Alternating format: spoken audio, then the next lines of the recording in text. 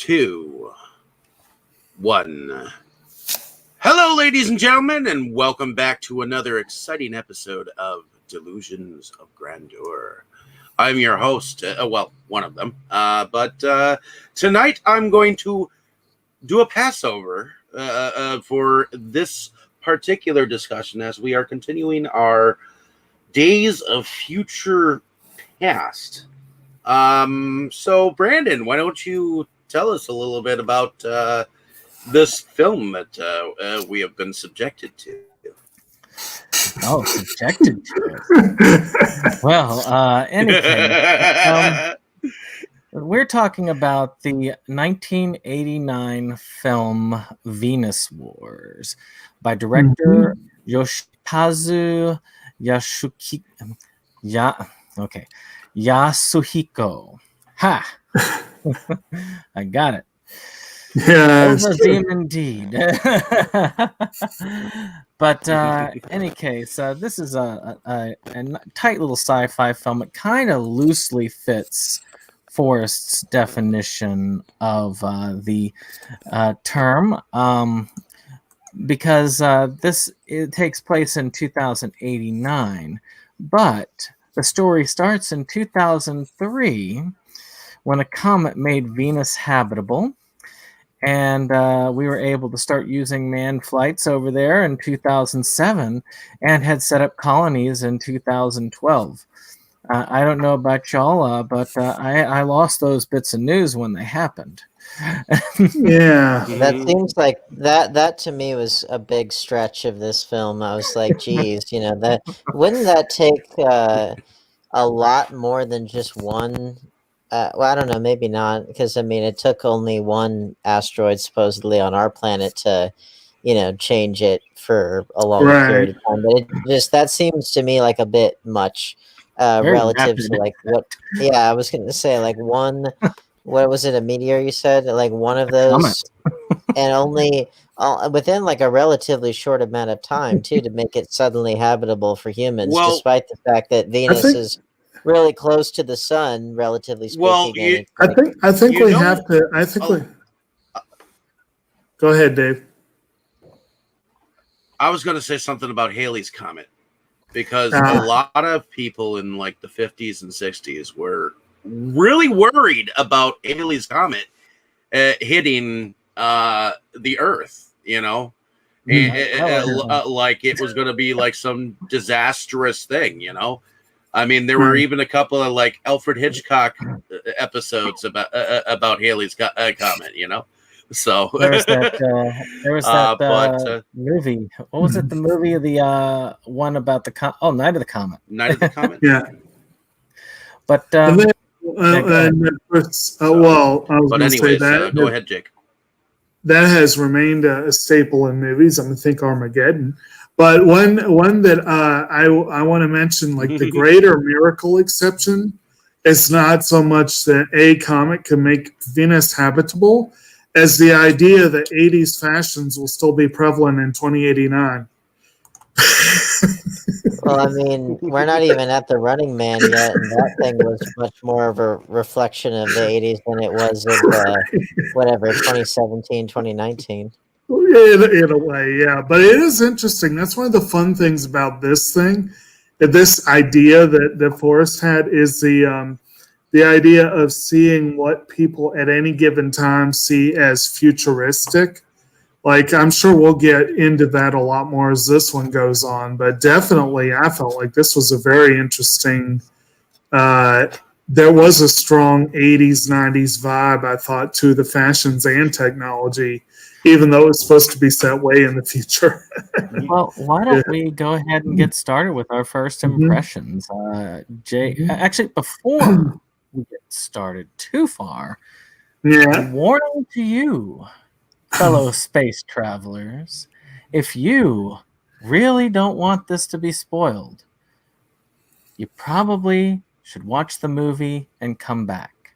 If you don't care, keep going, keep on trucking. Now, Jake, spoil it for us with your first impression. Well, and spoil the whole thing for everybody. Honestly, my first and second impression, frankly, because I think this was my third time seeing it, was that there's not a whole lot you can do to spoil the movie No. because it's not an extraordinarily complex one plot wise. And you'll go into the plot in a little bit here, but basically, I feel like, and you can, Brandon, you can tell me if I'm wrong. I feel like either you showed me this as part of the movie game or that we watched it in the game group once. Do you recall? I probably would have shown it as a part of the movie game, and if that was the case, we probably wouldn't have done it in the game group, Right. because the whole point of the movie game was to Right. stuff that we haven't seen before. Well, that's what I'm saying. I feel like you showed it to me. I just can't remember the context. Oh, I've even got it written down somewhere. I picked it up a while after. And I must have watched my copy, I think. I know I watched it in preparation for our video on anime films. And then I watched it for this. And this was the first time I've watched the English dub that I think, maybe. I want to say it was the first time I watched the English dub because I figured everyone else did, so I should make sure I saw it at least once. And it's a serviceable dub. But I actually had the option where you could watch the dub and have the hard-coded subtitles, which, the dub titles as they call them, and they're not at all the same, which makes it very clear that they made some liberties with one of the two scripts. So that was an interesting experience. But the movie overall, it's a good, solid, late 80s action movie. Like I said, it's not the deepest one I've ever seen. It's hardly the most memorable anime I've seen, but it grows on you. I think each time I've seen it, I've appreciated it a little more. And maybe this time I'll actually remember what happens in it. All right. So, Dave, was this your first time watching Venus Wars? Yes, I'm a virgin with the Venus Wars, but it was a pleasant experience. I enjoyed the characters. My only vice about the English dub is the fact that the news reporter's voice is always so Skipper, like all throughout the film. It's like, could she have any other emotion than just, always being happy? It's like that quote that I put up on the message feed where I quoted Ed Asner from Mary Tyler Moore. You've got funk. I hate funk. But other than that it was entertaining, and it was an interesting way of realizing, okay, in this world, a comet hit in 2012.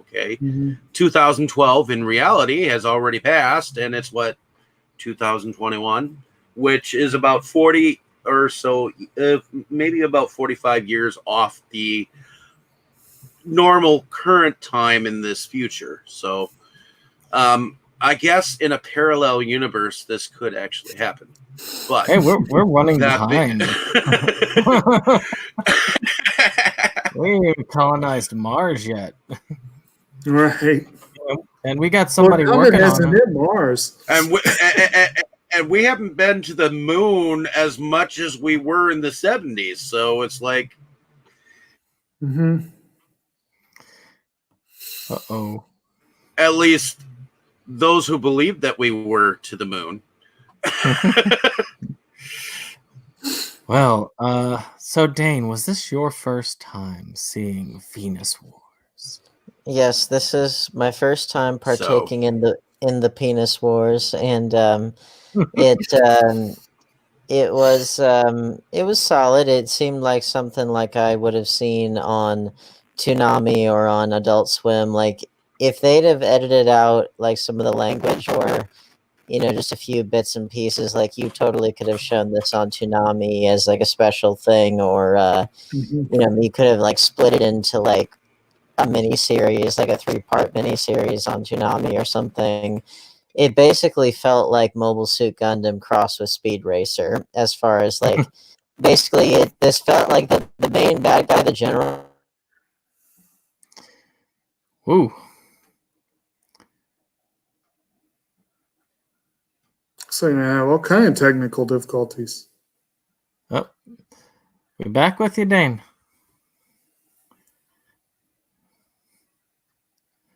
You're on mute.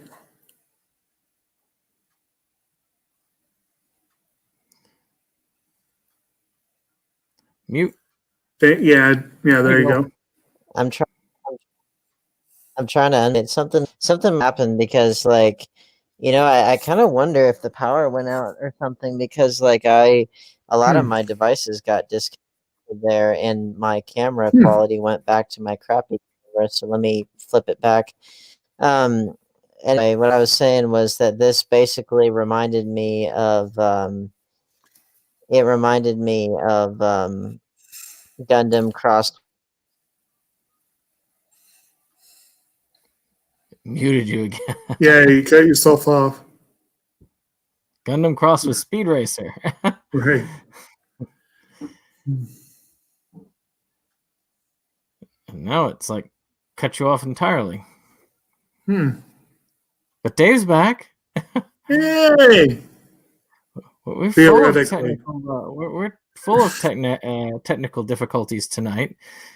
All right, try unmuting yourself again.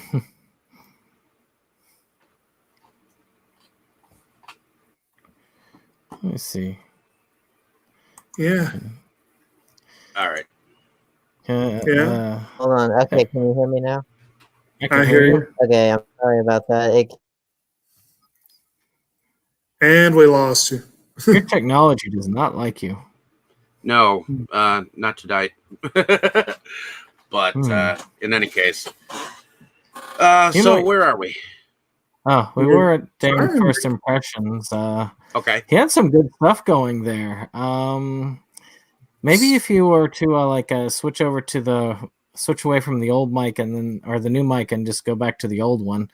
I hate to say it, but maybe that might fix it for the time being. Because let's try this. I hear you. Well, I don't know what. Can everyone hear me or what? At the moment. It's been kind of cutting. Okay. Yeah. I'm sorry. Well, it keeps the camera mic keeps wanting to take over, and I'm trying to talk into this one. Thanks a lot. Are taking over. Yeah, basically. But the main bad guy reminded me completely of one of the generals, the bad guys in any of the Gundam series, because they had like the red coats and the long hair and the all that stuff, and it's like this guy totally was in that mold, and just replace the mobile suits with the bikes, and you've got it pretty much. It was essentially that same thing, but because it's a feature film, it felt quite a bit more truncated than any of the Gundam series that I watched growing up.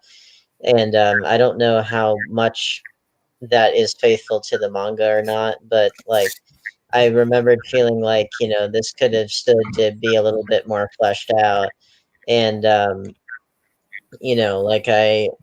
once we get into characters, I'll have some things to say about the reporter, who I thought was unbelievably irritating, but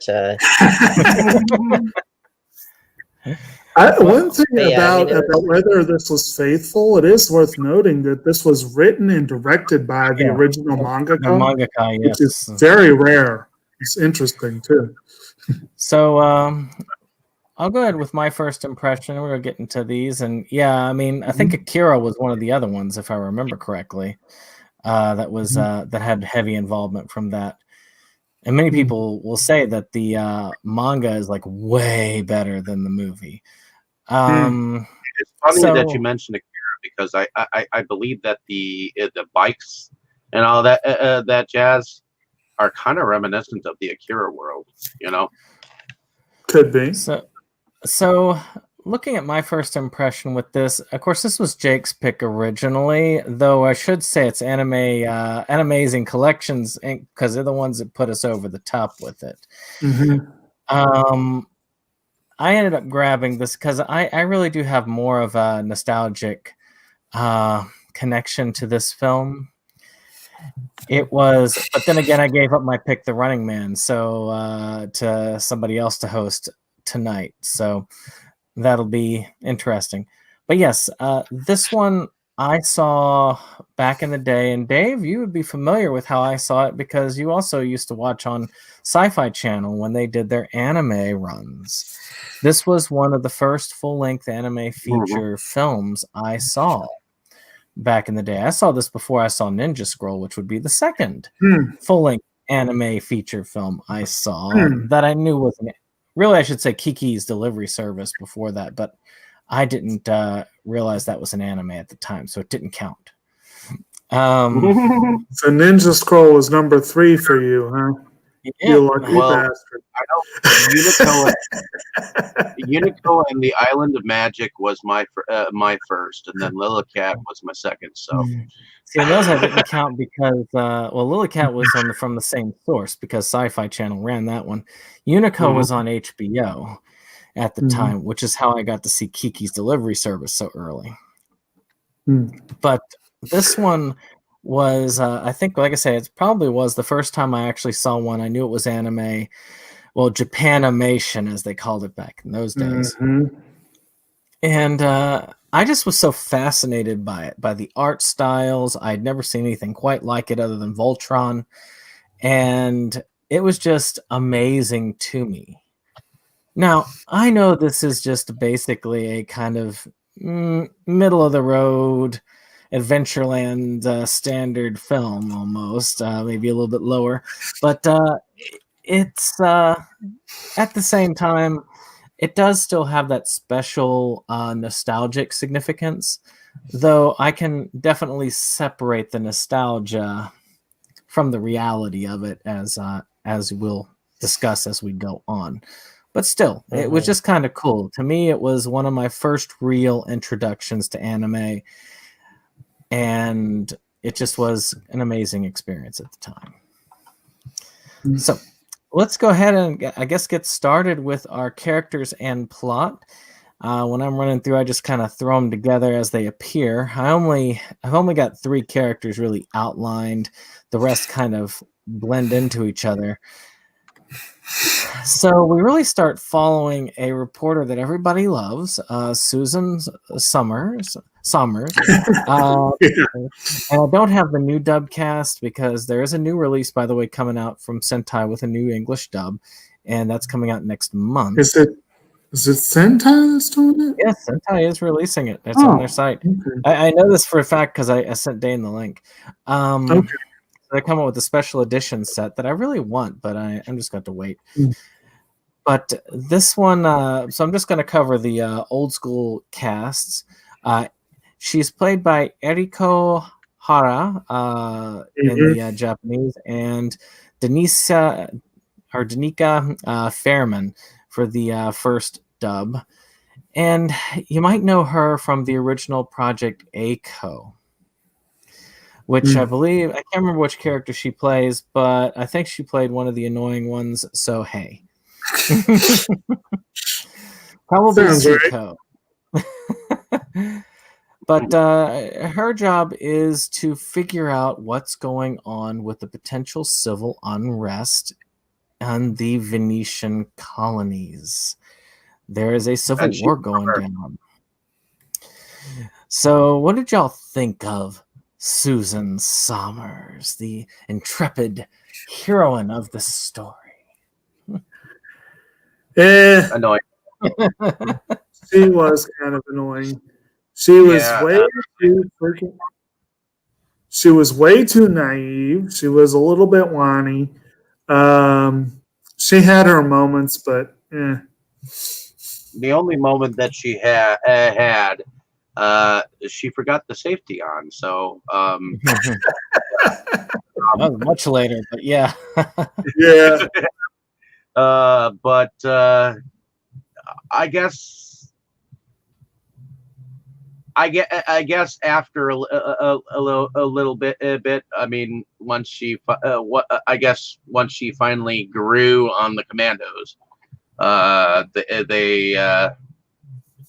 they left on good terms. But yeah. Yeah.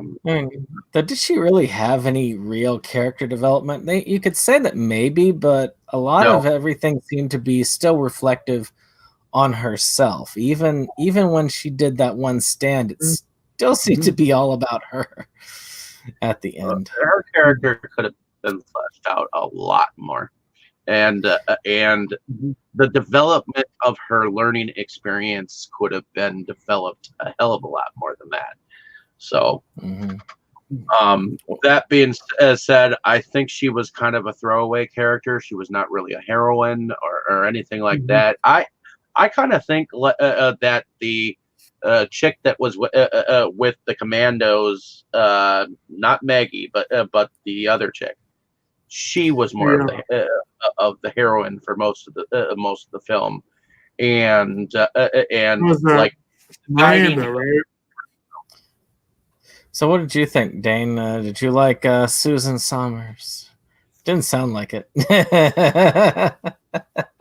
Throwaway character. That's what her voice did to me, let alone the character.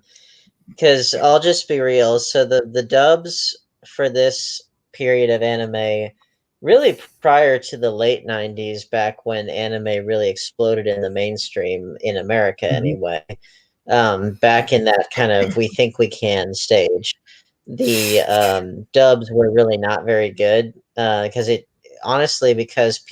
actors in the pieces, they felt like they did, to me anyway, they came across like they really didn't know what they were saying, and that's never Christopher. He was the best one of the bunch, but like that's a real problem I have with a lot. Not so much anymore because the dubs have gotten a lot better since then, but like more so in the early days that they didn't adhere to what Christopher Walken said in his Inside the Actor Studio. He said it's really not important that the audience knows what you're talking about. And what's important is that they know that you know what you're talking about. And I think that's absolutely true in the world of on-camera acting and voiceover and dub work. And that was a real problem with anime dubbing in the early days, is that the actors just really did not seem like they knew what they were saying, which, if it was bad in the anime dub world, it was even worse in the video game world, but that's a whole other story. But the point is, like, similar kind of fringe parts of the industry, similar, Japan imports, they have to go through levels of translation, all that stuff. That's why I bring it up. Then you've got all of that in the mix, plus the fact that it's the way that a certain character is written to throw in the mix. And so then you've got this reporter who is infuriating to watch, because of all the reasons you described: her naivete, her whininess, her, she sort of she's of two minds, because she calls out the men as being like chauvinists and stuff, and then she's okay with like getting undressed. Well, she's like makes protestations about having to get undressed to do like the searching or whatever, and then she like has that last little bit of relish with tossing away the panties and like getting a good look, and it's like, well, which is it?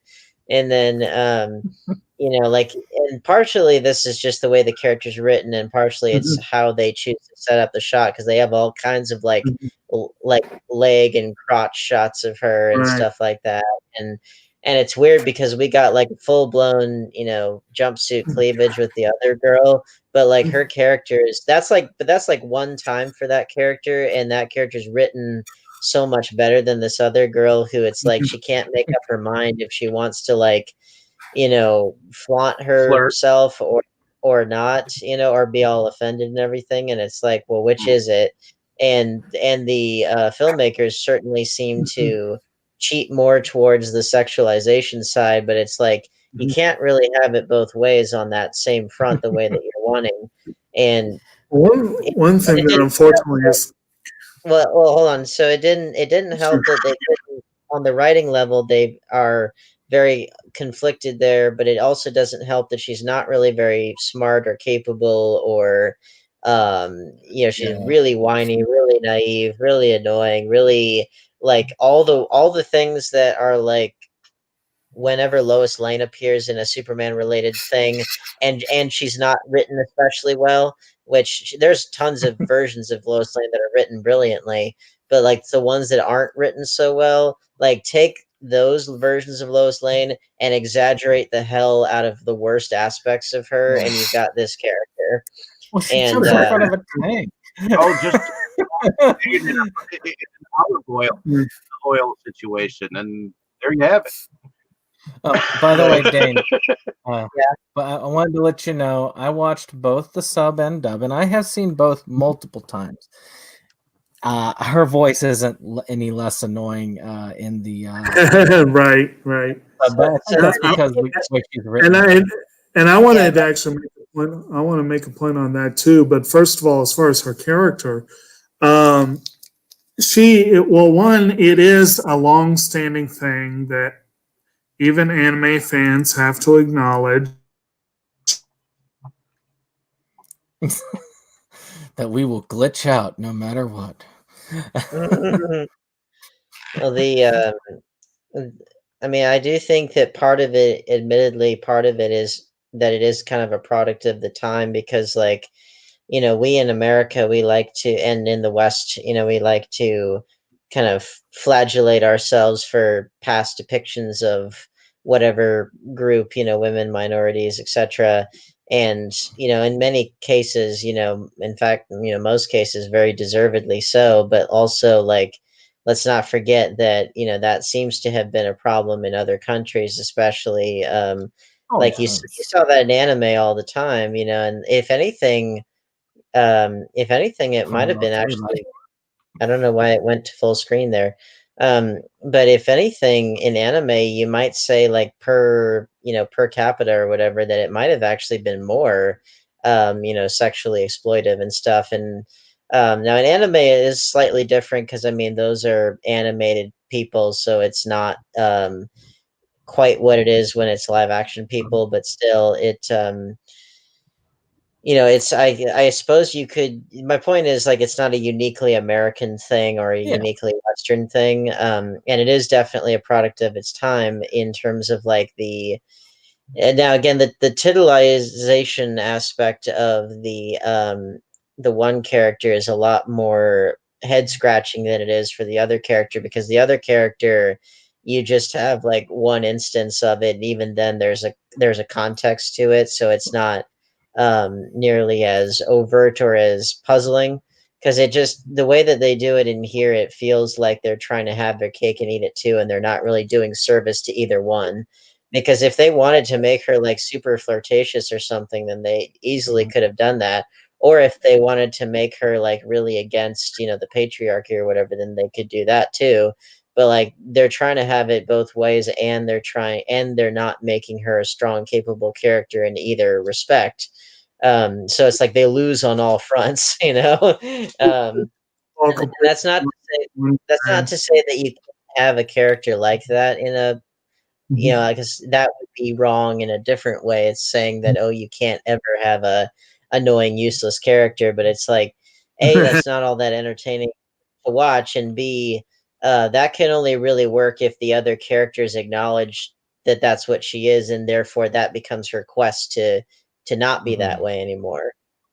Like that could work, but well, it did kind of work at a point. Again, she fell a little too fast and hard for that one dude, but that did bring some legitimate sort of, what's going on with everyone else, like why, why are you so easy on her now, all that kind of stuff.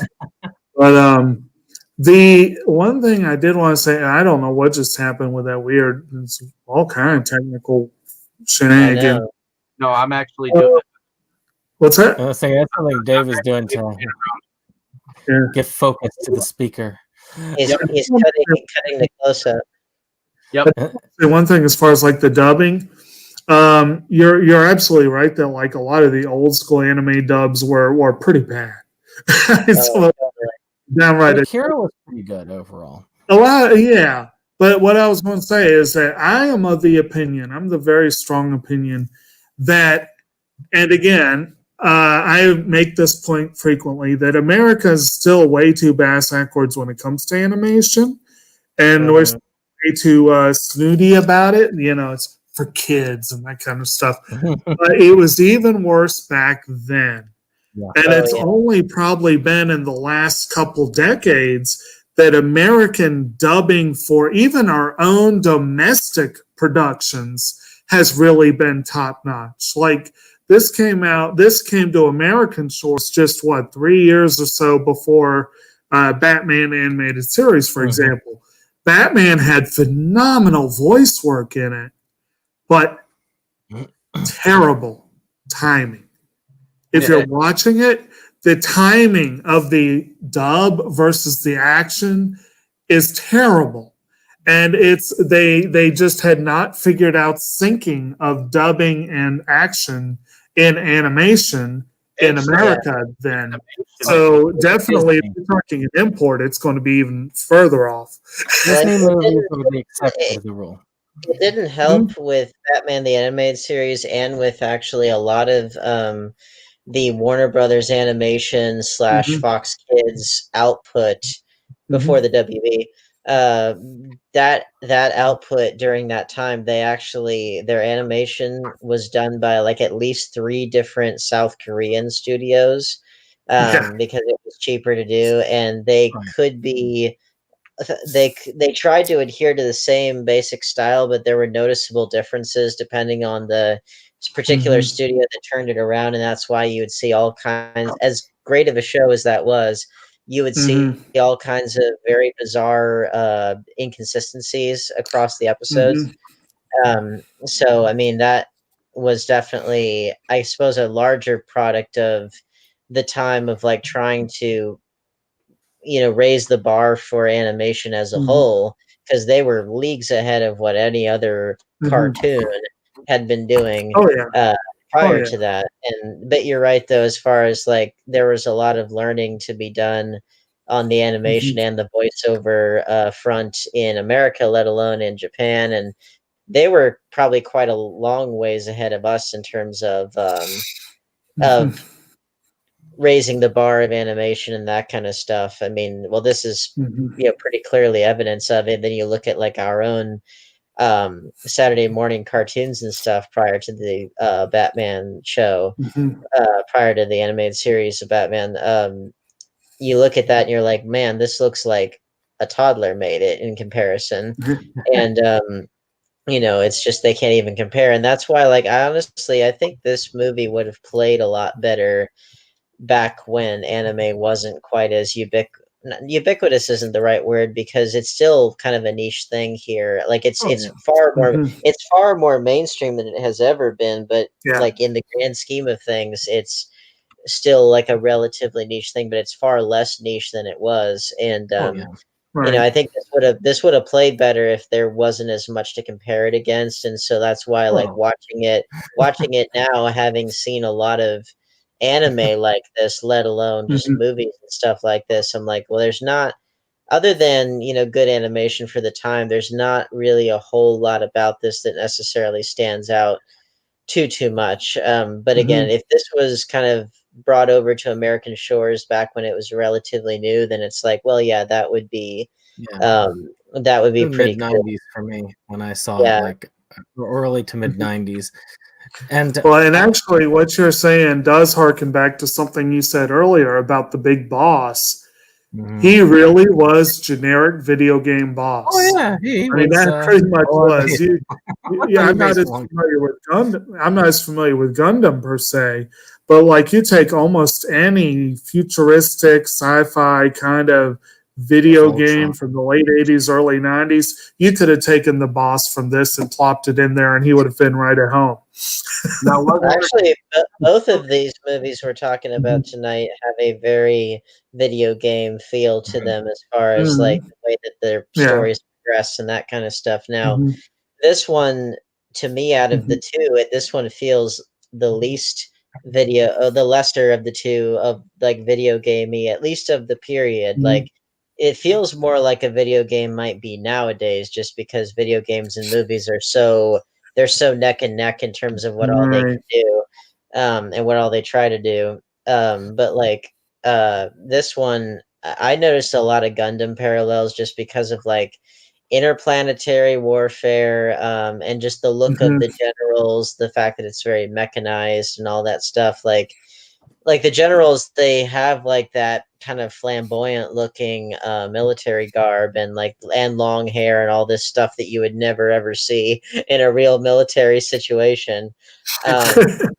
At least in the modern day. Like if you're talking like Genghis Khan and stuff like that when they didn't give a shit, then then for sure. But like nowadays military guys are like buzz cut only. Dave, you were trying to say something.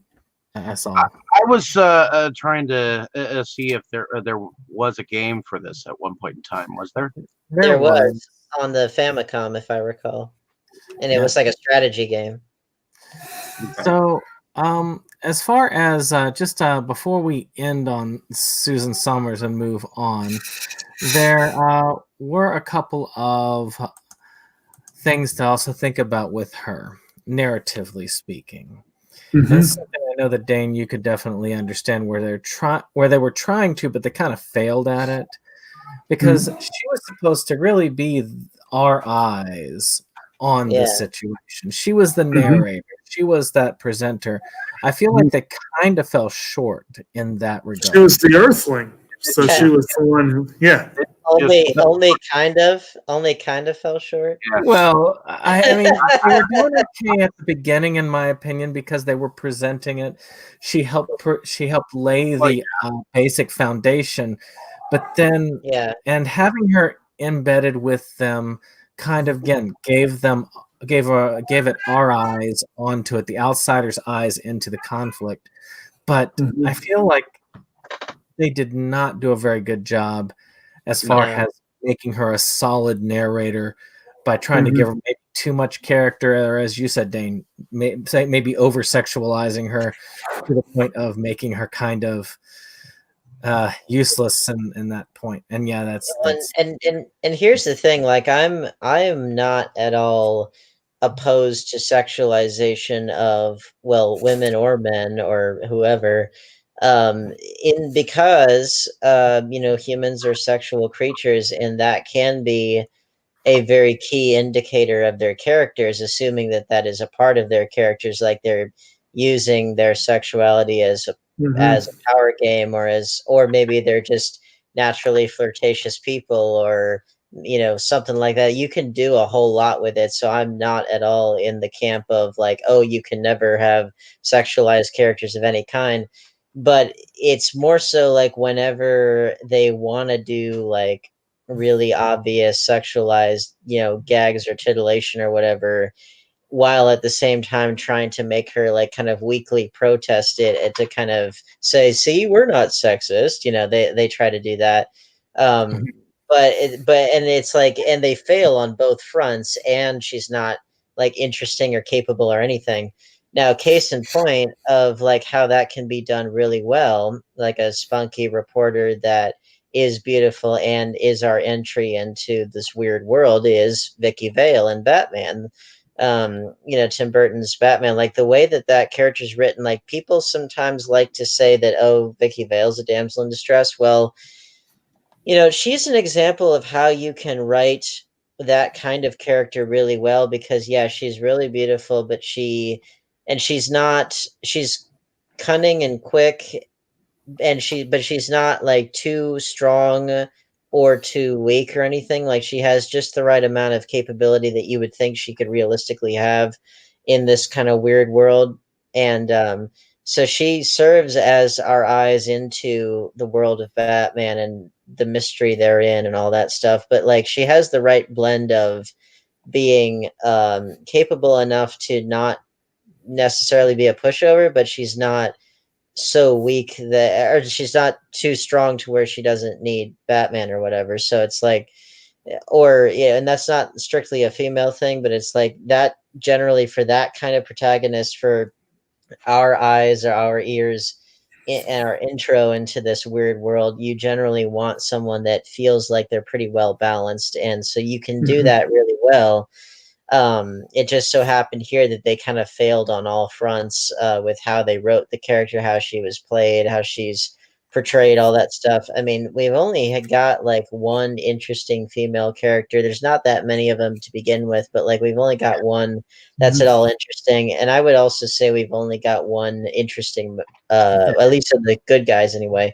We only have one interesting male protagonist, which is Hero, and even then he's not all that distinct from other kind of anime rebels who want to pilot the big machines to stop the evil government, that kind of stuff. Like, we've seen protagonists like that before. Why don't we move on then? Actually, speaking of Hero, of course, she goes in and we get to see the first biker match, because this is the sport that they have, and they explain how it is, and it was needlessly complicated, so I just forgot it promptly after the explanation. But they're watching it in this underground bar as you get to a little more exposition as to what's going on in the background, and then you get kind of to the two of the female characters, Maggie, and I forgot the name of the other. Was it Miranda? I think Miranda. You talking about the other biker? Yeah, Maggie, of course, played by Yuko Mitsutani and Anna Alba. Miranda was played by a person, Yuko Sasaki and Jocelyn Cunningham. And of course, we also are introduced. So, of course, Maggie is kind of Hero's girlfriend. She's a nurse, or she's working to be a nurse. She's kind of a rich kid. She was her father's like a diplomat or some sort, and so she's actually kind of well off. Hero is, well, the hero of the day. He is that he's that kid who's like, I'm going to fight back. He's the other person. He's the protagonist that we're kind of supposed to put ourselves in the shoes of a little bit as well, because I swear they make these. Well, I know they make them on purpose like that, a little bit more cookie cutter to be able to fit ourselves into their shoes. So they're having their bike race, and he's one of the generally anime protagonists, male protagonists anyway. They tend to fall into one of two categories, and I think it's just part of the shonen kind of aesthetic, the archetypes. But they tend to fall into the lone warrior, like the Ryu from Street Fighter, like that kind of person that's the lone warrior who just wants to wander the earth and find a worthy opponent or a worthy fighter, whatever. Like that's all that they want to do. So that's protagonist type number one. Number two is like the impetuous youth who is really hot-headed and wants to prove himself and has a chip on his shoulder and that kind of stuff. A little punk, basically.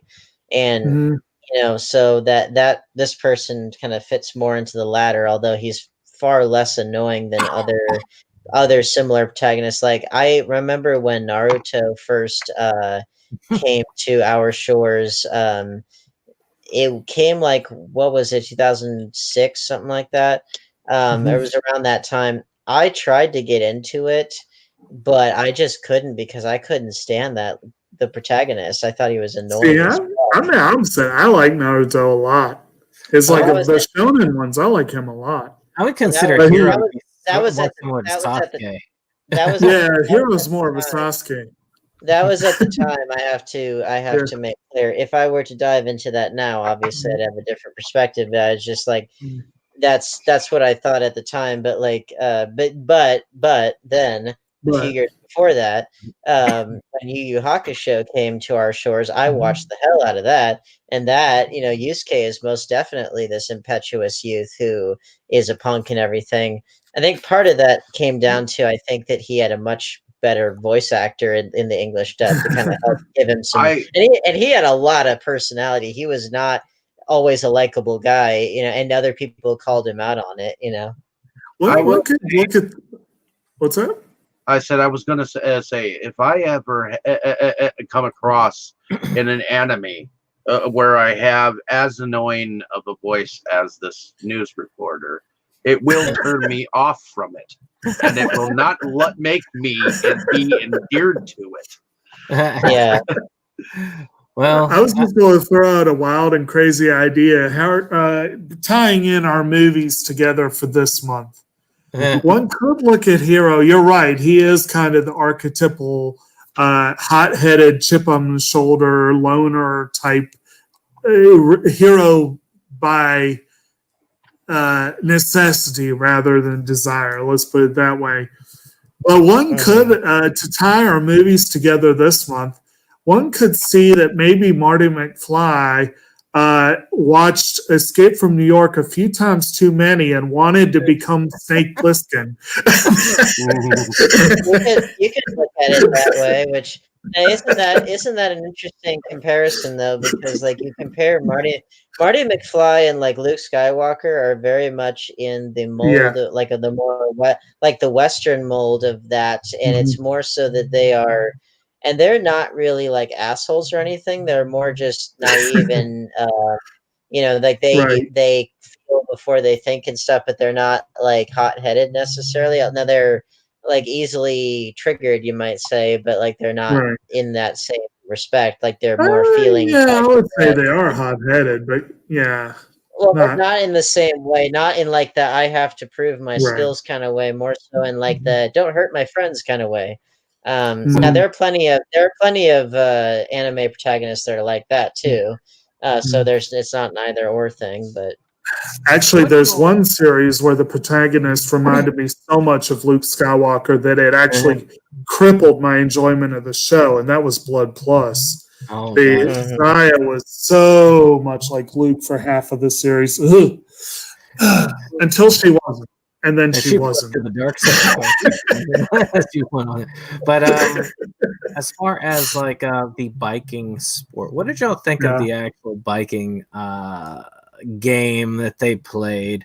The kind of biking or something like that, where they play bikes that look like they're made intentionally to crash. Because if you, I mean, you talk about a motorbike in itself, if you lose balance in the slightest, you're screwed. They decided to make it even harder. It's like now we're going to weigh it over on the front so that it'll like flip over and kill you automatically if you tip over just a teeny bit more. It's the natural progression of NASCAR. I don't know why that one person was so surprised that people watch for the crashes. I'm like, it's the natural progression of NASCAR.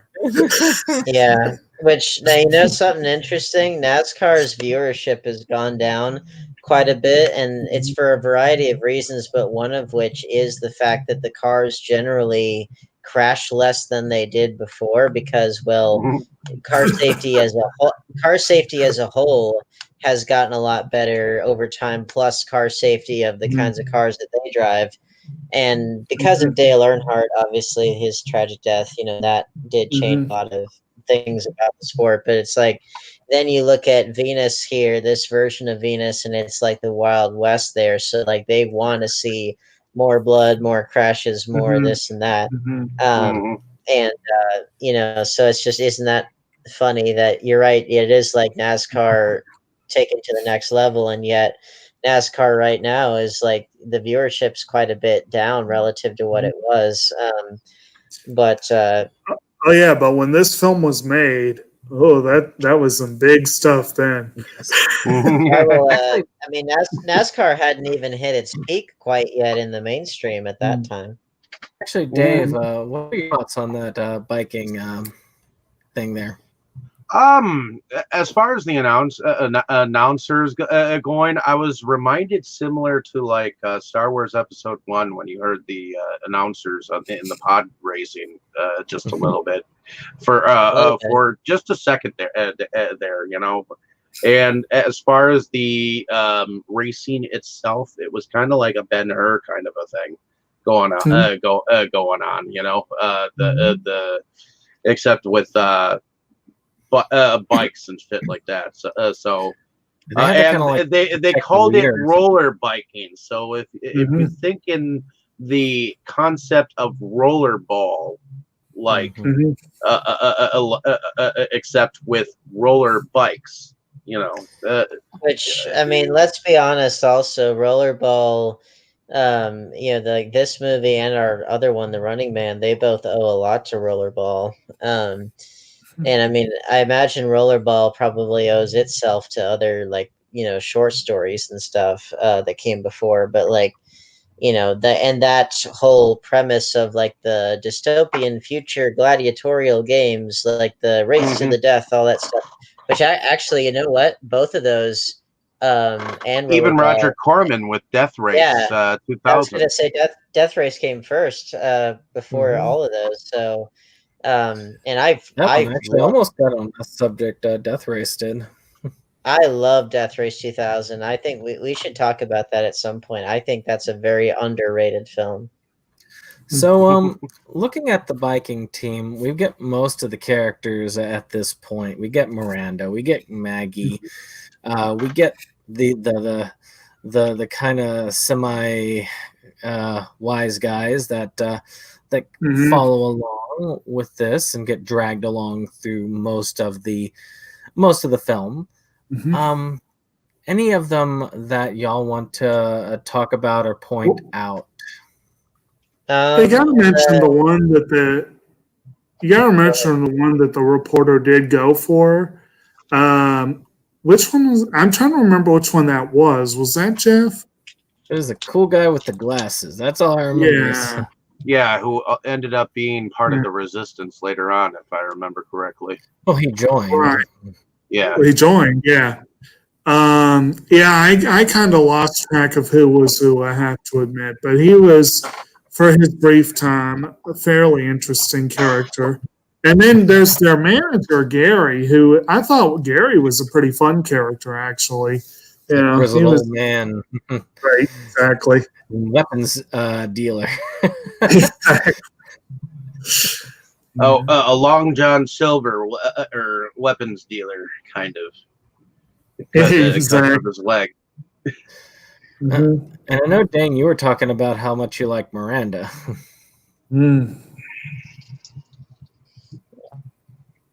Yeah, I think she was pictures that stood out, and I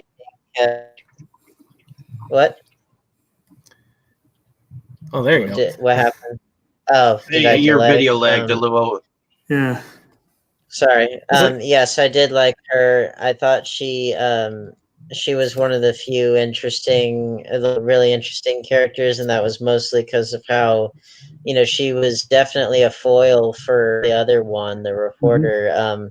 If they'd have played her up more like a foil, then I think that could have worked even better. She just was very much like your kind of badass resistance fighter chick, that archetype. And, I liked her. I liked, I did like Hero overall, even though he wasn't like the most original character. Now his kind of sort of girlfriend there, the girl that he comforts or whatever, she kind of reminded me a bit of Yusuke's girlfriend in Yu Yu Hakusho, similar, just kind of generic nice girl, but because we don't really get a whole lot of time to get to know her, then it was just she's just kind of there. And I did like the cat though, and I found it funny that her best father character. Yeah, cat goes and steals the sandwich. The cat. Andrew. The cat was that awesome. was funny.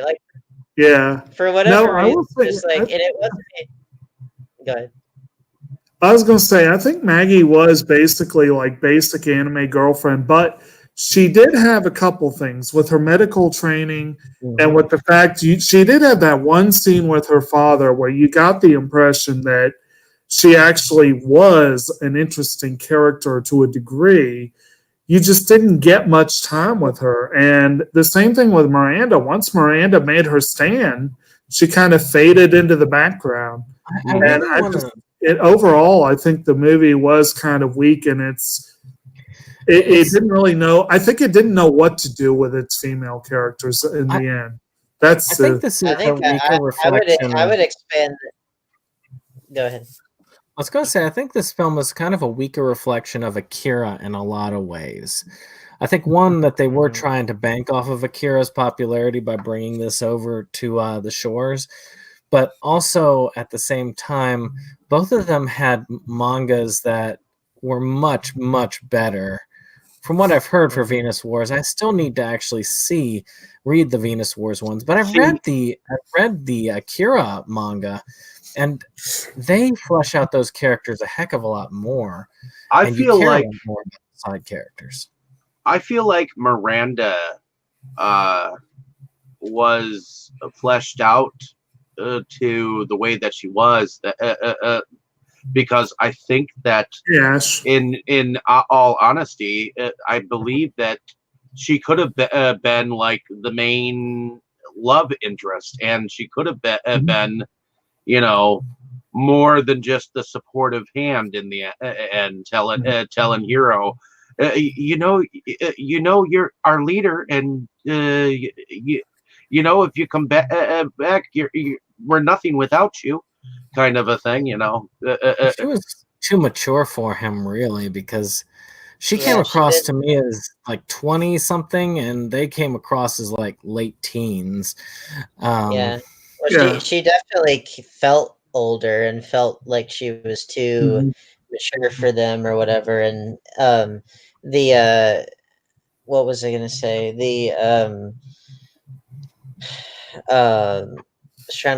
We were talking about her. Oh yeah, the manga. Yeah, the female characters or whatever. They're not knowing what to do with them.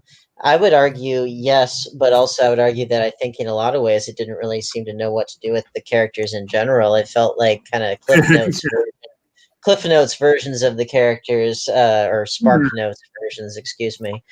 Spark Notes versions of the characters that I assume would have been fleshed out a lot more in the manga. And if they'd have done this as a series or something, then we would have gotten more development from them, because in some ways it's almost like we should know who these people are already before we go in. Well, everything old is new again. We'll probably see a Venus Wars series in the next. I was going to say, they may very well remake it. I mean, they probably will. Remaking Akira, so you never know.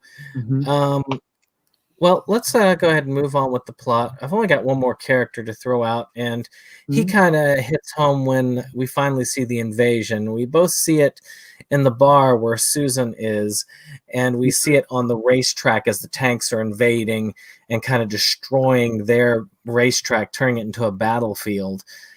And, of course, Susan shows how reckless and really downright stupid she is, jumping in front as missiles are going of a tank in the middle of the road. She's like, yeah, I go win a Pulitzer for this, doing the Lois Lane stupidity run. And to me, I look at that as you said, as a showcase of how reckless she is, how selfish she is. But it also is a big blow to a lot of the people, was kind of that surprise as you see the kind of innate horrors of war just unfold right there as the city is invaded. What did y'all think of the invasion itself? I don't know. It didn't really leave much of an impression on me. It was just like, oh, this is probably going to happen. Oh wait, there it is. You know, like it happens so damn fast. It's like, oh, I've got super secret information that the invasion might happen here, and then look out the window. Oh wait, yeah, there it is. And she's like, you should have gotten that to me sooner. Thanks. Runs off. You know, give me a couple hours next time. I was under the impression that the battle didn't last very long, and it was just a simple. Okay, I'll bend over for you now. Okay, here's our city. The general straight said at one point that it took less than a day, you know? It's like, it was pretty sad. You get introduced to General Donner, and now this guy is, of course, he's voiced by Kaneto Shozawa, or Peter,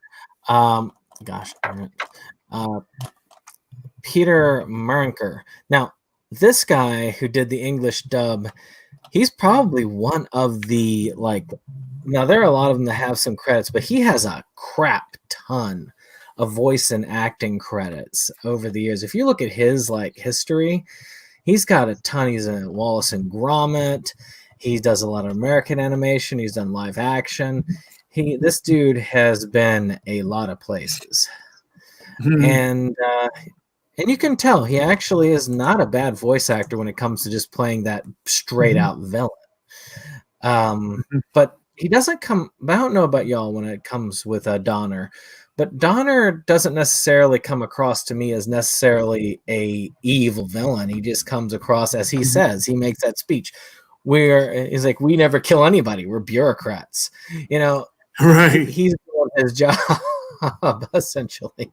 And it's worth mentioning as well, you singled out Mr. Marinker, but Kaneto Shiozawa has a ton of credits too, including D in Vampire Hunter D, and just the entirety of the Japanese voice cast has huge. Oh yeah, there's some stars in there. You had Koichi Yamadera in the cast. Actually, he's a huge. They still couldn't save Susan Summers because she was as hell. And yet.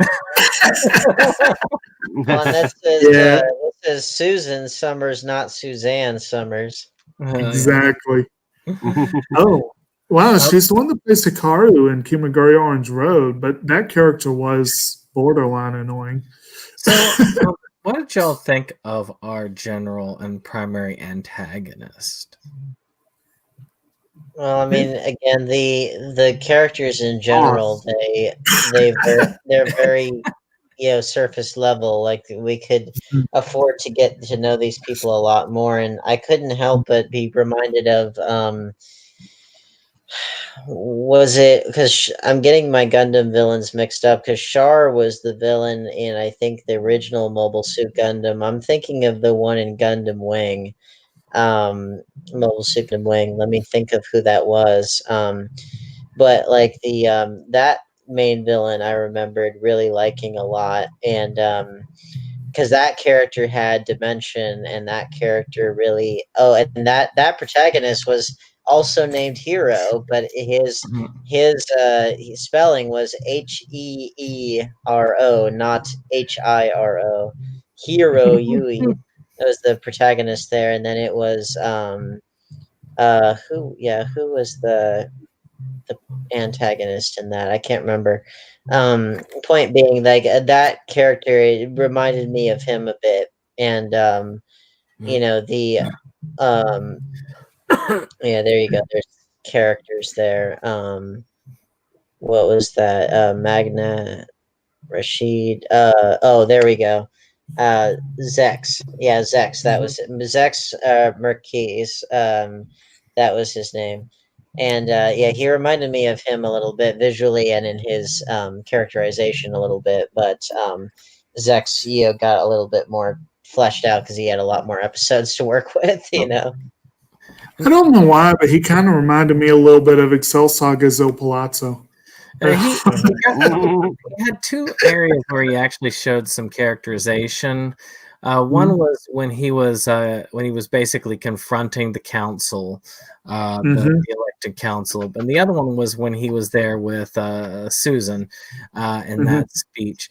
And I did like that speech that he gave. The whole speech of generals and warriors and all of that stuff, and it kind of lays like there's no good guys here, and you kind of get the groundwork if you look in the story proper. And again, it just has that feeling like if they just had a little bit more time, they could have told a much more complex story that, even the people that they're fighting for, the government they're fighting for, isn't exactly, there. Like Hero was talking about in there, how they were basically tricked by that same government, told to come in there and sit on farmland they said was going to be productive, which was obviously a lie because it's Venus.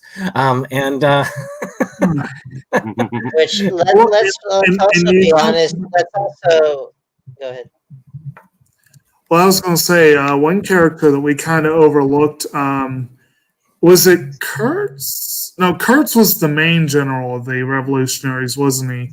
Who was the guy who was like their direct? Well, like the captain. He was a captain. Captain. I remember, yeah. Yeah. So that guy, I think at one point I think it was him at one point, who went in, I think to Kurtz, and said, like, yeah, if you keep treating these people as expendable, this will keep happening again and again. Let me train some people. Yeah. And I was like, that was a good little moment there in terms of actually showing some of the that some of these people were actually thinking about strategy and what kinds of things. Like, it was a valid point to bring forward that there were little moments like that where you actually got some actual insight and not just basic blathering of do this stupid thing and that stupid thing. It had a but bigger there was a lot of that. What's that? I think this had a much bigger story to tell. It just it didn't really have the time to tell it. And I do think that one character was probably one of the more. He was kind of one of the more interesting ones. He kind of took an interest in Hiro and actually treated him as someone worthy of respect, which is like the first time, other than I guess Maggie or maybe Gary, he was really the first one who'd done that. So that was kind of, yeah. So we'll go back to the occupation, and the occupation kind of is like, war is terrible, occupation, police state, terrible things, curfew, terrible, these things going on. And we get to see Hiro bucking the system as he leads the police on a motorcycle chase with that really versatile tank that was like following him around, just get squeezed through alleyways and stuff like that. And it was the Batmobile. And his really the last bit of characterization we get out of Maggie, because she just kind of disappears after that bit, because that's where she kind of saves him. They kind of have a little moment where you get a little bit of background on Hiro, and then she has the argument with her father, and we're gone. Well, see her again, and Andrew. And Andrew. Yeah. And she has that war is horrible and starts crying because she wanted to just go shopping and realizes that her favorite mall downtown is all scuffed up because what do you know? When you shoot things at something, it causes light damage. Well, and he already had said that that he told her that it was dangerous, and she was like, "I know." Actually, that scene actually, and this is again for the viewers. Be sure to watch a School Live discussion next week. But there's a little bit of a School Live moment there where she's talking about, we still have the blue sky and all this kind of like talking all these cheerful things, and he's like, well, look again, and like this is we also have all the and so it's like you see what she sees and then you see what he sees, and that actually kind of reminded me of School Live. And I'm like, it's kind of cool. Well, they shot that scene in a good way, and they did a good job with it. It made the point. And war is bad, occupation is bad. You also got an introduction to some of the resistance there, because you had that one dude just shooting off in that heavy armor, which I'm guessing he was a resistance fighter, because it made no sense for him to be anything else. When I was younger, I thought, oh, it must be another one of the occupying force. But now that I'm an adult, and I'm like, no. That would be stupid. They've already occupied the city. Why would they just be shooting off randomly? And no, that was one of the resistance fighters. Everyone needs a hobby. A really heavily armored resistance fighter too. He kind of like weird samurai armor on and all of that. But it does lead Hiro to say, you know what, we're going to take back our racetrack. And to me, one of the most badass scenes that they did, where that group of bikers They take their bikes, they take weaponry from the old man and a truck full of gas, and they take on a freaking military tank. And that, to me, that was like a really high octane, action packed showdown right there. But what did y'all think of Hero that comes. scene? Well, Okay. I like how Hero came in like all badass a little bit, and he's like, well, you're an old man and I'm young, and I'm just gonna do this shit, and you're not gonna stop me. So let's go kick some ass.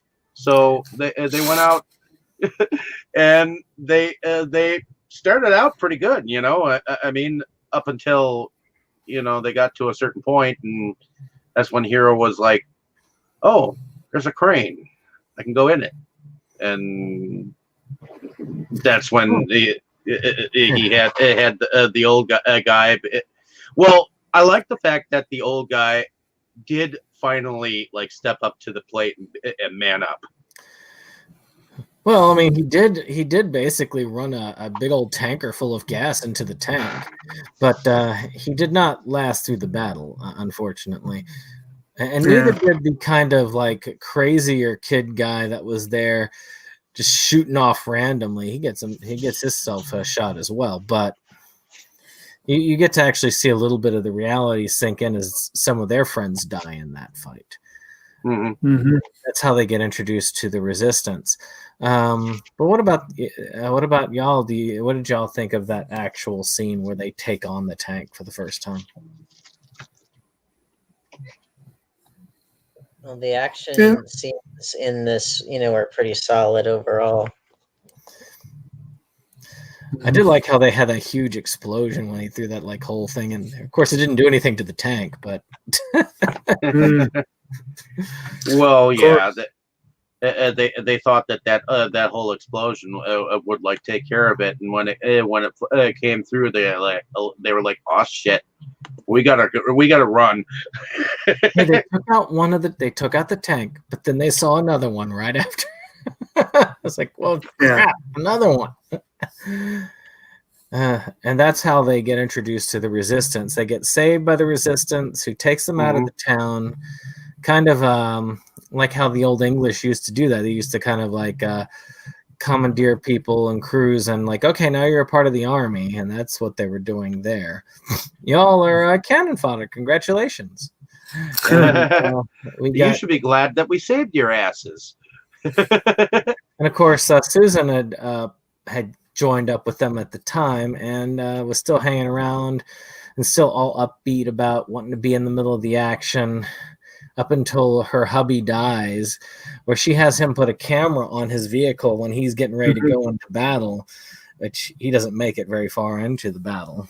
And she's all upset for some reason. You know, that guy that you were so into that you just like met yesterday. Right, which is why they made the whole comment. Well, you've only been here a day. Why don't you go back to Earth and you know, let us soldiers fight this war. We don't need you.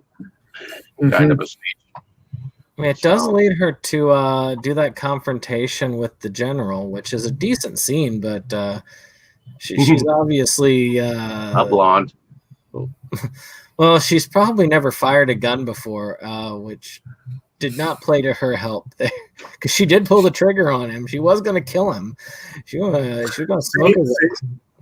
See, that's one thing that they got wrong, because everyone knows that by the time we get to 2086, everyone in America will have 1,000 guns.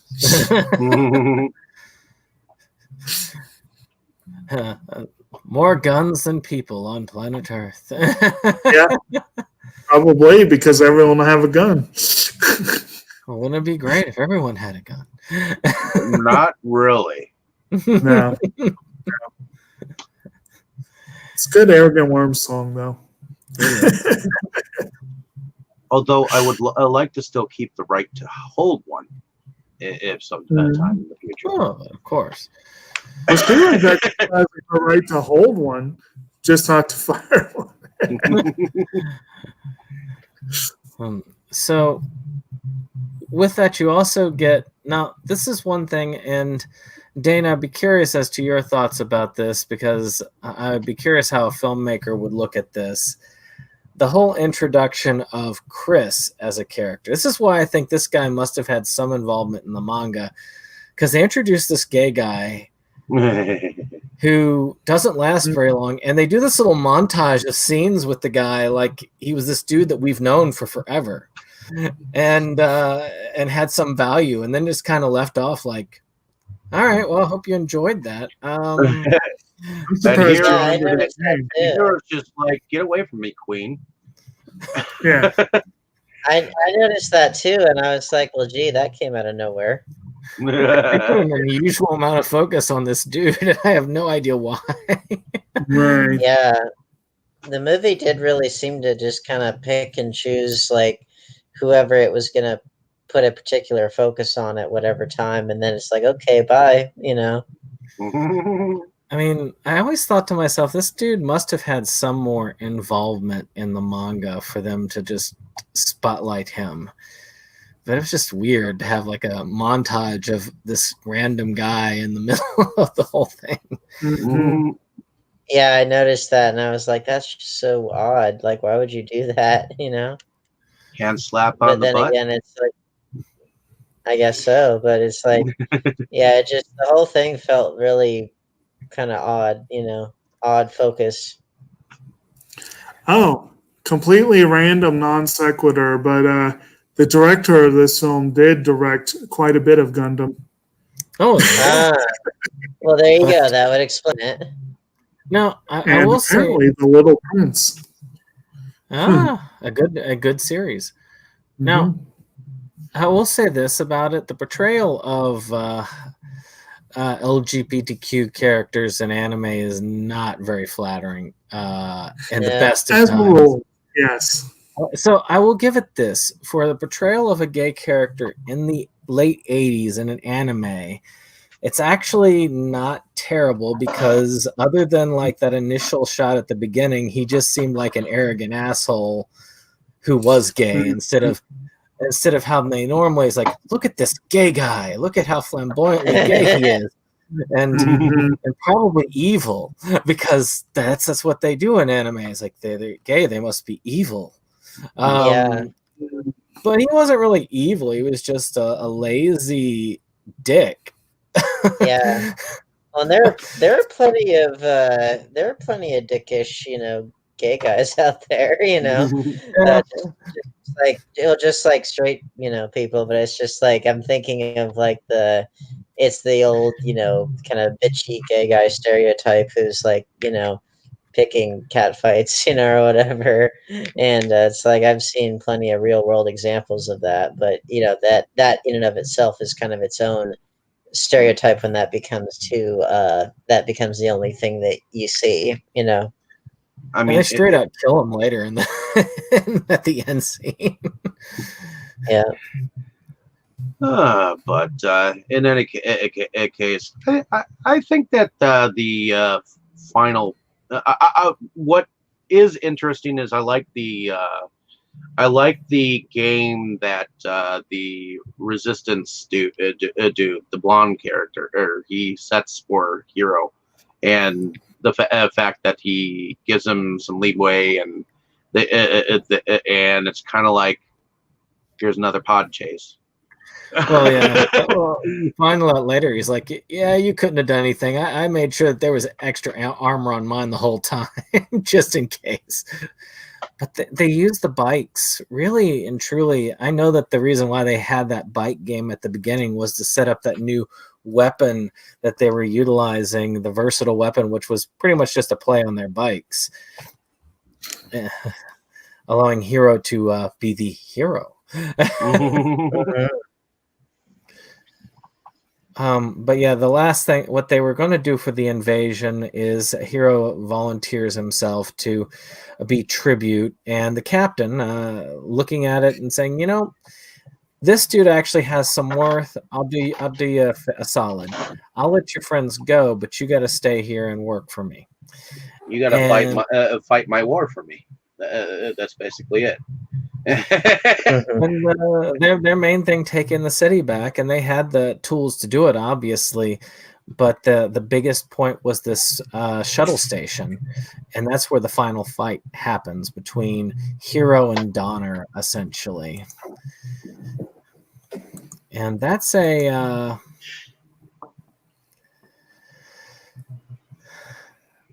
and that's one of those things. I think that was a cool moment as well. But for this dude, this Captain Donner, who seemed like such a cool-headed character, he really seemed to have a hate on for Hiro.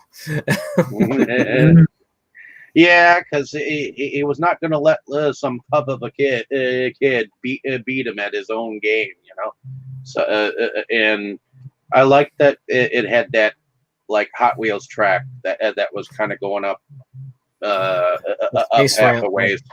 Yeah, and then the shuttle go like this and go straight into space. Yeah, kind of like Jack and the Beanstalk stock kind of a racetrack, But it was a poor end for that character. Somebody who's known for his strategy to just go, I'm going to run my tank. Yeah. Sir, we can't do this. Straight up in the air, turn you over. Sir, we won't be able to do this. Just full throttle the son of a bitch. Let's go. Brandon, I'll bet you were standing right next to them saying into the radio, you couldn't possibly fail. But again, it also has reflections on earlier, and they do some decent foreshadowing with the bikes, and even in the tank fight at the beginning, they show that the tank is vulnerable when it's flipped on its head, which is part of what Hiro's strategy was, going up the stairs on the bike and trying to get the tank to chase him. So it was kind of... That was a unique thing with the stairs. I thought that was kind of cool. Even though the animation could have been a little better, showing how he was doing that, because I don't know. No, to me it seemed like it was like a little blurry. But he beats the bad guys, and they celebrate. Yay! And they catch everybody who's kind of in the refugee camps, like his girlfriend, and they also say goodbye to Susan, who managed to be okay after trying to kill the main general. And he gets the main dude's bike, and they're like, I wonder if he'll come back. I hope so. They still have a fight to go. They gotta take on the bad guys for future Venus Wars movies that never happened. But you could see this as a series. I think this one could have done well as a series. I could see it as a series of films. Oh shoot! I could see it as just a basic series where you define the characters a little bit better. You look into the story a little bit better. You by doing that, putting it as like this kind of fight, you could actually make it into something. I mean, I've seen, Dan, you were talking about Gundam as a good example. I have seen the Mobile Suit Gundam series, and I've seen the movie trilogy, which summarizes it. Now, in my mind, the movie trilogy did basically the same thing that Venus Wars did, but had 3 movies to do it in, which helped it a heck of a lot more. Whereas, of course, the series kind of slowly but surely did a lot more with character development and a little bit of repetition. Well, just a little bit. But still, I think that maybe something like that could have been in Venus Wars' future. But what did y'all think of Venus Wars as a whole when it comes to the plot?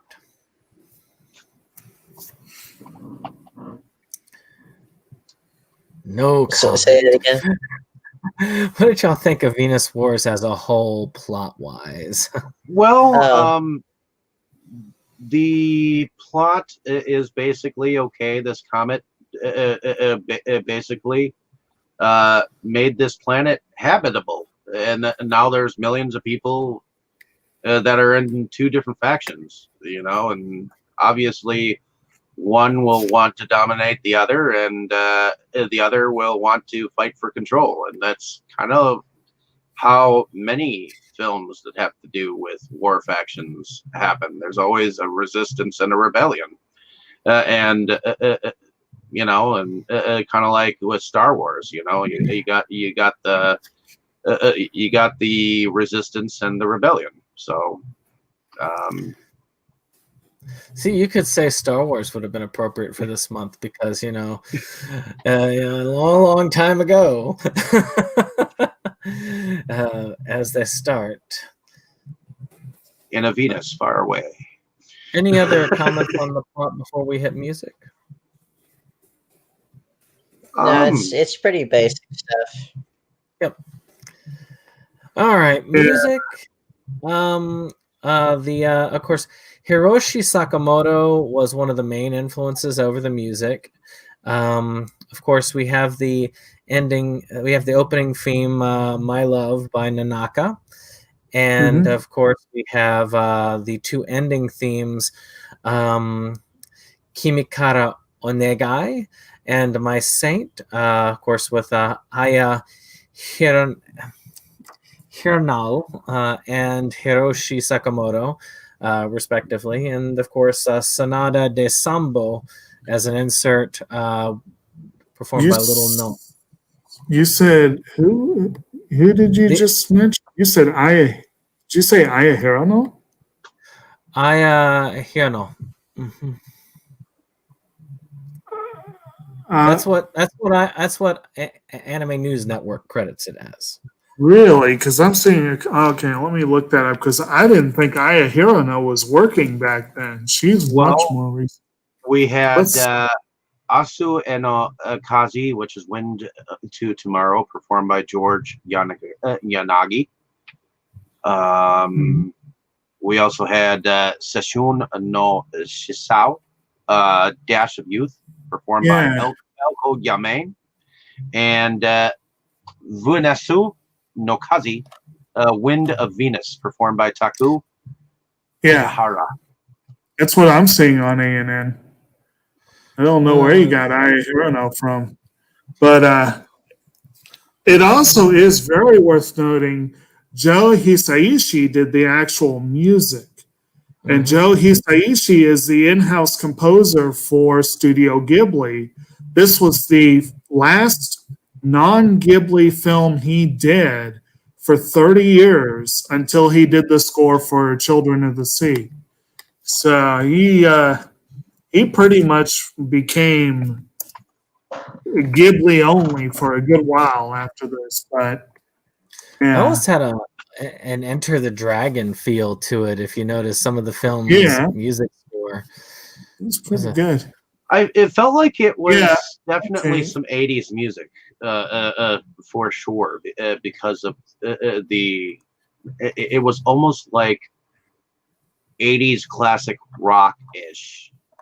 Yeah, because Brandon, I know Japanese is not your first language. I heard Aya Hirano. That's why I'm fixated on this. The person I was thinking of was born in '87, so I guarantee you she was not on the soundtrack. Again, I'm just going what I originally see, and I'm still trying to find the reference to it. Okay. But in any case, we'll just move on. Right. I'm not gonna dwell on things other than moving towards. But, I guess we did, I guess, talk about it in terms of I think we probably did at least touch on this, but did we really do a look at the actual animation in terms of the production value of the animation? Did we talk about that? Well, I mean, we can now, actually, if you want. I was just curious if anyone had strong thoughts on that. I feel like the animation is kind of dated, a little bit because of the year in which it came out in. although some animation in the production seemed rather, cool for its time. As far as anything goes, the feel of it, the production kind of reminds me of like Castle of Cagliostro kind of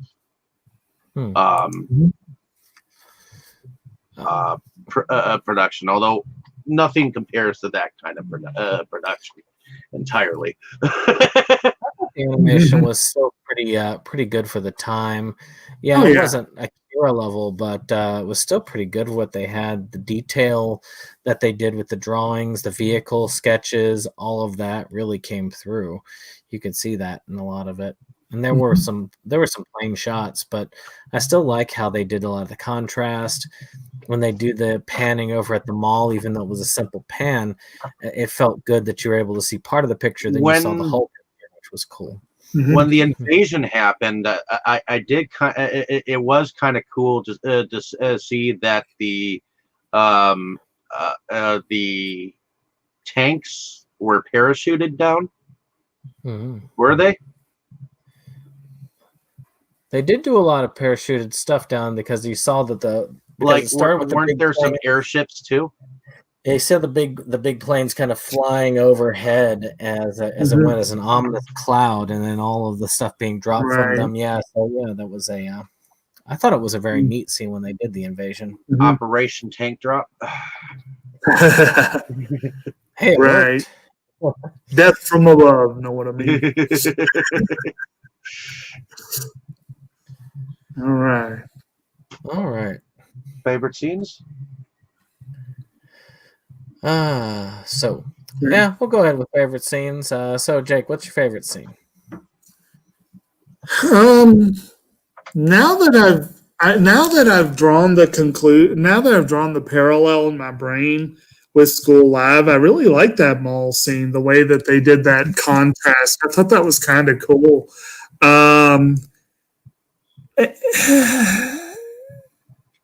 And there were probably a couple of scenes here and there otherwise, but that's the one that comes to mind. And of course, the scenes with the cat. The cat was awesome. Yeah. That cat was right. Even that would be mine. The cat, at the dinner table. How about you, Dave? I would have to say, though I thought her character was annoying, I thought at first the cavity search. For some reason, just through the blurred window, just the way that it was being, gone through, I thought it was kind of comical. They call them scanties, right? I mean that would have been on mine, not so much for favorite, but more like just memorable, I guess, because it's like because I mean I don't think it's necessarily very positively indicative of that character, but I think it definitely is memorable. So I at least remember that, because there were a lot of moments in this that did sort of that led it together. It was as if they instead of James Bond being sent on a mission, it was one of the Bond's leading ladies going on a mission. Yeah, sort of, and being personally inspected by Bond and some other guy. Bond would have chewed that girl up and had her. He would have had her for breakfast, as it were. Yeah, that's but I mean, that went through my head too, just because of memorability's sake. But I wouldn't have exactly called it like. But my favorite scene or whatever. My all-time favorite scene was probably the fact that Hero went up against that resistance dude in that game. That was entertaining. that whole pod chasing scene. I refer to it as the pod chasing because there were moments in Star Wars where they chased through canyons, and they were chasing through a canyon.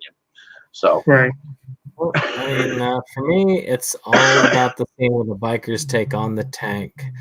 When I was a kid, I had never seen something quite as I wasn't allowed to see stuff quite that explicit on movies unless my father was trying to scar me mentally. So it was kind of cool seeing that as it was playing forward like that with the real life death of, people who are characters you started to get to know.